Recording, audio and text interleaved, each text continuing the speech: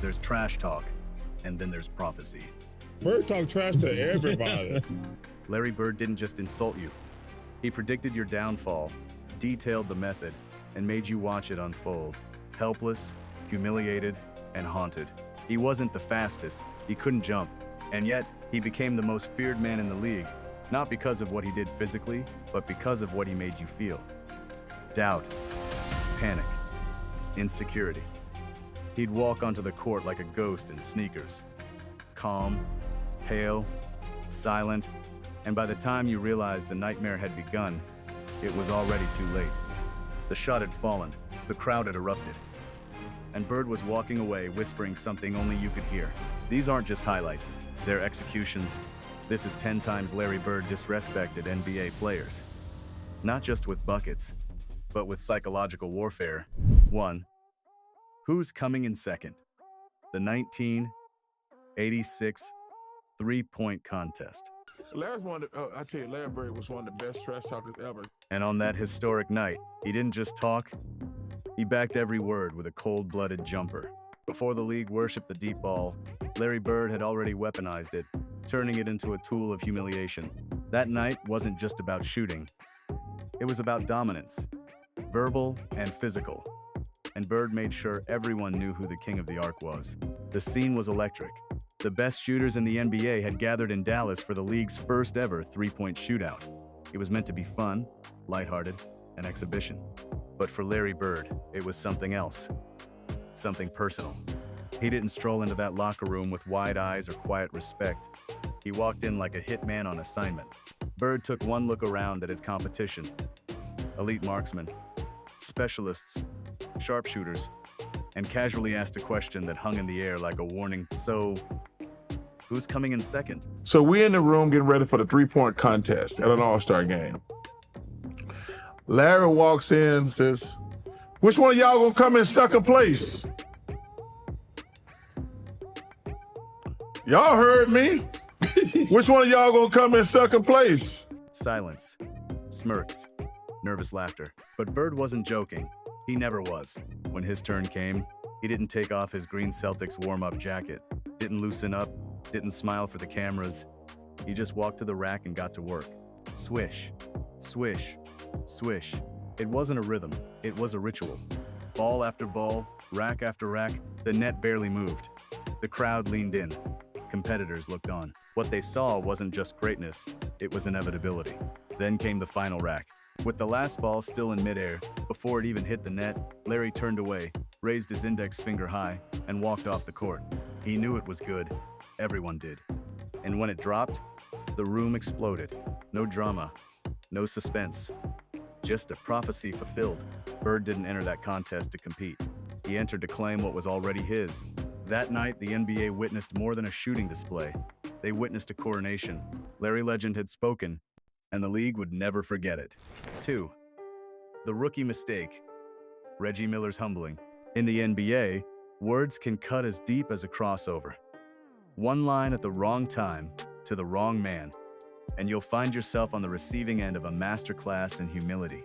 In the late 82nd, a young, fearless Reggie Miller learned that lesson the hard way at the free throw line, under the icy stare of Larry Bird. Hey guys, which one of you two is going to come in second? Probably Reggie if it's a shooting contest. I agree. I think I'm coming in second now. Reggie Miller had the goods, the confidence, the stroke, the attitude of a man who knew he'd be special long before the world did. Even as a rookie, you could see it, the way he carried himself, the way he talked, the way he believed he belonged among the elite. But in the late 1982nd, Reggie was still wet behind the ears, stepping into an NBA ruled by cold-blooded killers. And on one particular night, he made the mistake every loud rookie eventually makes. He opened his mouth to the wrong man. It happened at the free throw line. Bird was standing nearby, locked in as always. Reggie, maybe looking to get under the skin of the legend, or maybe just trying to prove he belonged, decided to chirp. It was quick, just a few words, but it was enough. Bird didn't respond immediately. Instead, he slowly turned his head, mechanical, like a machine scanning a target, and stared directly into Reggie Miller's soul. No smile, no emotion. Just that slow, unnerving glare. And then, the coldest line of the night, You gotta be kidding me, Rook. I'm the best shooter in the league right now. And you? You're talking to me? The arena seemed to pause. And then Bird, without even blinking, stepped up and drained both free throws. Net untouched, form untouched, ego untouched. Reggie said nothing more. That night, Bird didn't yell, didn't curse, didn't need to. He let the shot speak. He let the silence sting. Years later, Reggie would recount the story with humility and respect. That day I learned, you don't talk to Larry Bird, because in the NBA, trash talk is a weapon. But against Bird, it was a boomerang. He didn't just silence Reggie Miller, he baptized him into the league's brutal reality, a world where confidence without credentials could get you humiliated in real time. For Reggie, it was a lesson. For Bird, just another Tuesday. 3. Left-handed destruction. Against Portland. Valentine's Day, 1986. While the rest of the world exchanged roses and love notes, Larry Bird decided to give Portland something else. A public humiliation wrapped in basketball genius. But this wasn't just another night of domination. Bird, already one of the most feared men in the league, walked into Memorial Coliseum with a grin and a message, not for Portland, but for the Lakers, whom the Celtics would face just days later. I'm saving my right hand for the Lakers, he told reporters before tip-off. And then, he played the entire game using mostly his left hand, his offhand. Larry Bird with that left hand again, and that's what makes him so tough. The fact that he has the ability to use both hands in close to the basket. Something all young basketball players should strive to do. Perfect both hands in close. What followed was one of the most cold-blooded displays in NBA history. Bird casually carved up the Trailblazers, scoring from the post, attacking the lane, floating shots with finesse, all with his non-dominant hand. He dropped 22 points left-handed. Not in warm-ups. Not in practice. By the end of the night, his stat line read like fiction. Larry Bird with 3 seconds left. Timeout for Portland. 47 points for Larry Bird. 47 points, 14 rebounds, 11 assists. The Portland Trailblazers could not ask for any more than that. They had a chance to win the ball game, but the Boston Celtics, as they usually do, have prevailed here in overtime from Portland. And to cap it off, he hit the game winner in overtime, switching back to his right hand only when it mattered most, just to remind everyone it was still there. No one trash-talked. No one clapped back. What do you say when a man just beat you using the wrong hand? And did it for fun? That night wasn't basketball. It was psychological performance art. A masterclass in competitive arrogance. Larry Bird didn't just beat Portland. He mocked them. He made a professional basketball team feel like an afterthought. Like a scrimmage he had to get through before facing someone he actually respected. And when the final buzzer sounded, Bird didn't gloat. He didn't flex. He just walked off the court like he always did, as if humiliating NBA players left-handed was all part of the job. 4. The Magic Duel. Calling shots on Showtime. The 1984 NBA Finals was more than a championship series. It was a clash of basketball ideologies.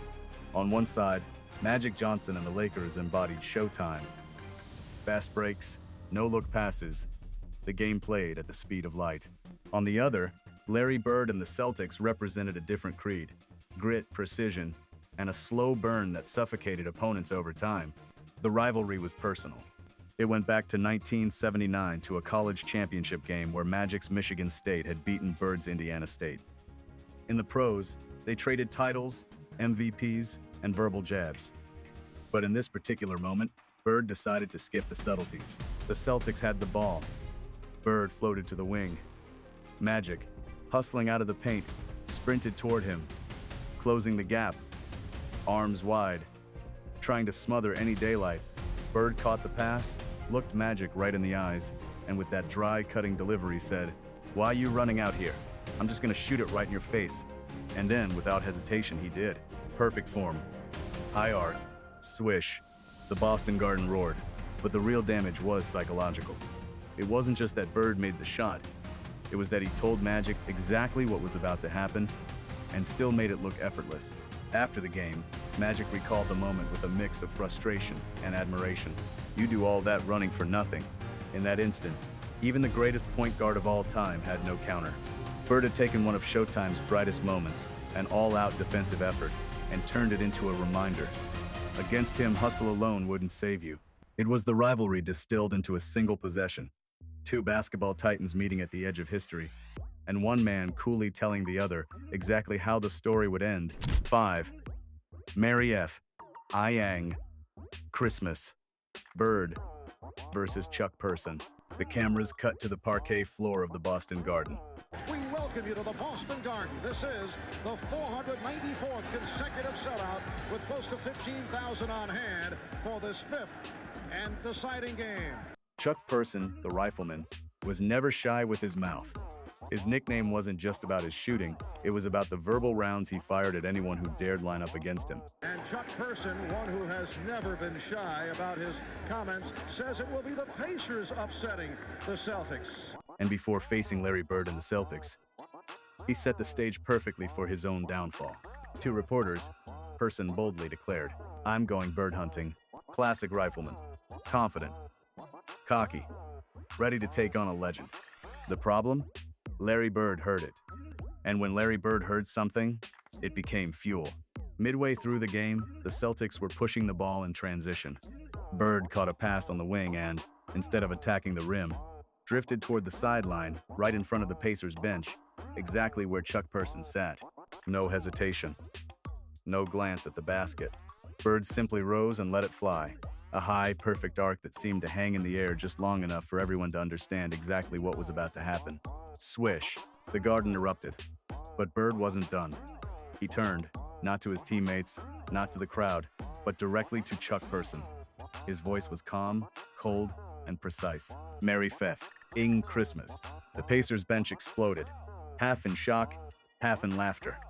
Because this wasn't just trash talk. This was presentation. Bird had taken Person's pregame boast, wrapped it in green and white paper, tied it with a bow, and hand-delivered it, shot included. From that moment on, Chuck Person wasn't the hunter. He was the hunted. Larry Bird didn't just beat you on the scoreboard, he made sure your humiliation lived forever. And this one, it still gets unwrapped every holiday season in NBA lore. 6.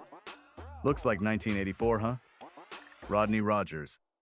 Learns respect? By 1993, Larry Bird's NBA career was over, but his competitive fire was still burning like it was Game 7. In a quiet gym full of legends and lifers, a young Rodney Rogers made the mistake of thinking the legend had cooled. One line of trash talk lit the fuse, and what followed was 8 straight possessions of pure, called in advance humiliation. During the timeout, I'm going to a play, and about that time, Larry steps in and says, Coach, why don't you just give me the ball and tell everybody to get out of the way? It was 1993. Larry Bird had retired from the NBA, but the fire hadn't left him. He was in the gym, coaching and running pickup runs with a group of Celtics legends, mentors and former greats, keeping the game alive for the next generation. Enter Rodney Rogers, young, athletic, confident. The kind of player who didn't fear reputations, even the ones carved in stone like Bird's. Looking to make a statement, Rogers saw his chance. With a smirk, he let it fly. "You ain't hit a jumper since 2084. The gym froze for a split second. Bird didn't laugh, didn't chirp back. He just turned his head slowly and locked eyes with Rogers. Stone still, expression unreadable. It wasn't anger. It was the look of a man who'd just been dared. Then came the execution. Possession 1. Bird tells Rogers exactly where he's going to shoot from, then drains it. Possession 2. Same thing. Different spot. Same result. Possession 3. Announced, delivered, nothing but net. It became a ritual. Each trip down the court, Bird called his shot before it happened. Corner jumper, elbow pull-up, turnaround fadeaway. And every single time, the ball ripped through the net like the outcome was pre-written. 1, 2, 3, 4, 5, 6, 7, 8 straight makes, 8 possessions, 8 predictions, 8 kills. By the 8th, the gym was buzzing. Rogers could only watch as the ball dropped through yet again. Bird turned, finally breaking the silence. No shout, no gloating. Just that dry, surgical delivery that made him so lethal. Looked like 2084 to me. It wasn't just a comeback, it was a verdict. Because with Bird, trash talk wasn't an argument, it was a courtroom. And his jumper? That was the gavel, slamming down to end the debate. No appeal, no retrial, just the undeniable truth, told in 8 perfect swishes. 7. The 60-point Symphony. Atlanta Hawks bench in awe. Some games feel like competition. This one felt like art. The 12th of March, 1985. The Boston Celtics were in New Orleans to face the Atlanta Hawks.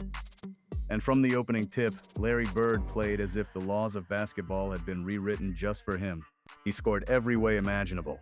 Fadeaways from the baseline, running floaters in traffic, pull-up threes in transition, bank shots off one leg.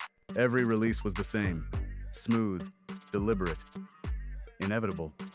It didn't matter if a hand was in his face or if he was fading out of bounds.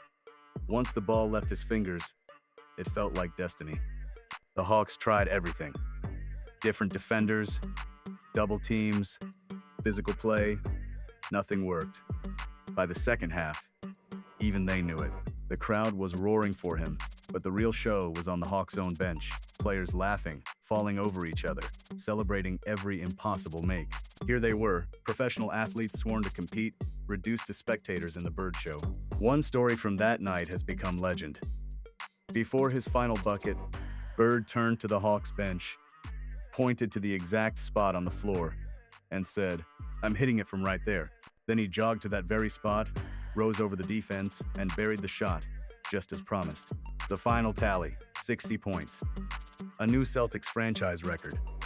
No over-the-top celebration, no pounding his chest, just a quiet walk back, like a man finishing the last note of a symphony he'd already written in his head. It wasn't just domination, it was beauty. Larry Bird didn't merely dismantle the Hawks that night, he made them admire it. 8. You don't belong here. Dominique Wilkins' debut. Your first game against Larry Bird. You go up to shake his hand because you're a fan. And what happens next? It was shocking, and I'm a rookie, and I go up against, we small forwards because guys guarded each other back in there. You couldn't duck each other.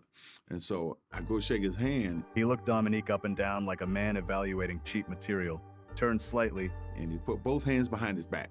no words, just ice. The kind of silence that says more than a monologue ever could. Then, on the very first possession, Bird made his intentions crystal clear. He caught the ball on the wing, looked Dominique dead in the eye, and muttered, "You don't even belong in this league." Then, without hesitation, he rose up and drained a 3 right in his face. No celebration, no smirk, just cold execution. It wasn't just a shot, it was a message. And first play of the game, he says, "I don't know where they got you guarding me, Holmes." And he shoots a 3.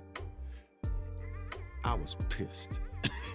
Dominique would later respond with a thunderous dunk in traffic, one of the first of many highlight reel moments that would define his career. And yes, he earned Bird's respect over time. But that first impression, that moment of rejection and humiliation, it stuck. Because Larry Bird didn't just try to outscore you, he tried to break something deeper. Your rhythm, your mindset, your belief that you belonged on the same floor. Wilkins would later admit that Bird was one of the most relentless trash talkers he'd ever faced. Not loud, but surgical. Every sentence was a scalpel. Every shot, a statement. And that night, with 1 line and 1 bucket, Bird didn't just challenge Dominique Wilkins, he dared him to exist. 9. No one's guarding me? Dennis Rodman? Get smoked. By the late 1980s, Dennis Rodman had already earned his reputation as the NBA's ultimate defensive nightmare. He was relentless, quick feet, endless energy, hands that never stopped moving, and a mind wired to frustrate even the league's best scorers. If Rodman was on you, you weren't supposed to score easy. You were supposed to suffer for every point. But Larry Bird was not every scorer.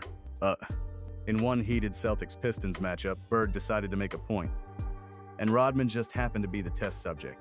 Midway through the game, Bird casually turned toward Pistons head coach Chuck Daly, and loud enough for the bench to hear, delivered one of the most disrespectful lines in NBA trash talk history. "Is anyone guarding me, Chuck? You better put someone on me. I might go for 60. Daly was stunned. Rodman was right there, glued to Bird like a shadow. And not just defending, Rodman was working. To do my best to guard Larry Bird, and it worked too well. He was shoving, denying, chasing through screens. It didn't matter. Because Bird went to work. Possession after possession, he buried jumpers over Rodman's outstretched arms. Turnaround fadeaways from the baseline. Quick spins into the paint. Pull-ups in transition. Every shot felt like an exclamation point to that one taunt. And the worst part? Bird did it all smiling, chatting, smirking, owning the moment. He didn't just shoot over Rodman. He erased him from the equation. The league's most feared defender was suddenly just another body in the wrong place at the wrong time. By the end, Rodman wasn't just beaten. He was part of a story that would be retold for decades. Because Larry Bird didn't just ask, "Who's guarding me?" It didn't work too well. He kind of schooled me a little bit. He kind of schooled me the whole game. Every game we played, he said, "Dennis, are you guarding me? Take that for you." He answered his own question shot after shot until the whole arena knew the truth. Against Larry Legend, even the best defender alive could look invisible. 10. I'm gonna shoot it right in your face. Xavier McDaniel's nightmare. It was one of those games where every possession felt like a war. The Celtics and Sonics had been trading blows all night, and now it was down to the final seconds. Timeout Boston. Larry Bird walked over to his spot on the sideline, calm as ever, sweat dripping, eyes fixed, not on the scoreboard, not on the crowd, but directly on Seattle's enforcer, Xavier McDaniel. Bird leaned in just enough for McDaniel to hear and delivered his scouting report. On himself, "I'm going to get it right here, and I'm shooting it right in your face." I said, "I know, I'm gonna be waiting." And he said, "I'm gonna get it right here. I'm gonna shoot it right in your face." Not might, not probably. Going to... The huddle broke. The play was drawn. Everyone in the building knew the ball was going to Bird, McDaniel included. And sure enough, he fought through screens, bodied up, and got exactly where Bird had told him he'd be. The pass came. McDaniel pressed into him, hand high, smothering every inch of daylight. Bird didn't care. One dribble. The rise. That picture perfect release. Swish, game over. The garden erupted, but Bird wasn't done. As he jogged back down the court past a stunned McDaniel, he tossed one last dagger, softly, almost apologetically. "I didn't mean to leave 2 seconds on the clock." He came out when about that exact spot and shot a shot right in my face. And he was like, "I didn't mean to leave 2 seconds on the clock." He wanted to shoot it with 0 seconds on the clock. I walked back to the sideline like, damn. That was Larry Bird. The man didn't just call his shot. He called the manner of your defeat. For Xavier McDaniel, that night wasn't just a loss.